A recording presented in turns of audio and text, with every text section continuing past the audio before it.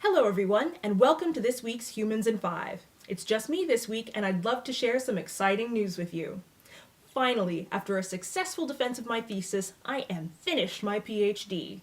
I'm just waiting for my graduation, and I am very pleased to reach this step. But now, I'm facing a decision that all PhDs have to make. After a lifetime of being Miss or Ms. Cameron, do I call myself a doctor? A lot of PhDs wonder about whether or not to call themselves doctors. In a recent editorial in Science titled, "I'm not a doctor, but I play one on my CV," Adam Rubin asked his PhD colleagues how they felt about the doctor question. Their responses were split. Some use their formal title, while others avoid it like the plague. In our society, we tend to think of doctors as primarily medical professionals. So if we, as PhDs, introduce ourselves as doctors, people often wonder if we're the real sort of doctors, and by that, they tend to mean medical practitioners. But where does the term doctor come from, and who gets to use it? The word doctor comes from Latin and means to teach. The term appeared in Europe during the medieval period. The title of doctor reflected the fact that scholars had gained enough knowledge that they could teach and spread information on the subject they'd spent so many years studying. Generally, until the 19th century, doctors studied the subjects of divinity, law, and medicine. All other subjects were under the banner of philosophy and weren't eligible to become doctors. Eventually, during the 19th century, students of philosophy could finally earn the highest level of academic degree.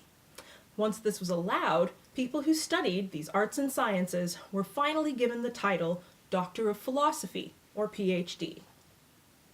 However, as the number of doctors began to grow with these new degrees, the title was never regulated or protected by law. So, a lot of quacks and charlatans began to call themselves doctors, and it got harder and harder to figure out who the real doctors were. Because of this skepticism, people started dropping the title and only used their written letters of MD or PhD.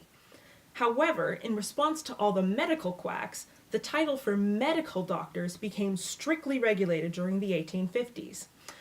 While the title doctor was still used in academic circles for PhDs, real, registered, certified doctors became associated with medicine alone.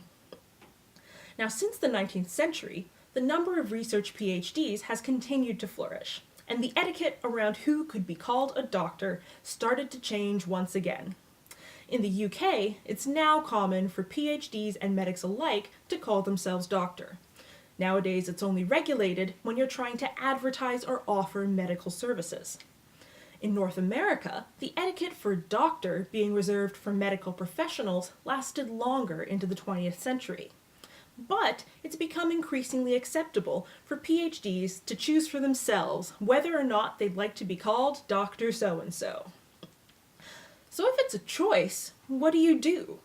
As discussed by Adam Rubin, some like to use the title to reflect the knowledge they've gained, as a PhD takes a lot of time and commitment, not unlike a medical degree.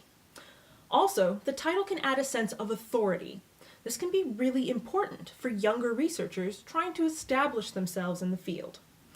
Or, for female researchers, it provides a nice break from trying to decide if you're a Miss, a Ms., or a Mrs. But some people avoid titling themselves due to the history of medical confusion and the pretentiousness that some people associate with PhDs. In the long run, so long as you're not trying to save a life, every PhD makes their own choice. Well, thanks for watching this week, and this doctor will see you next time on Humans in 5.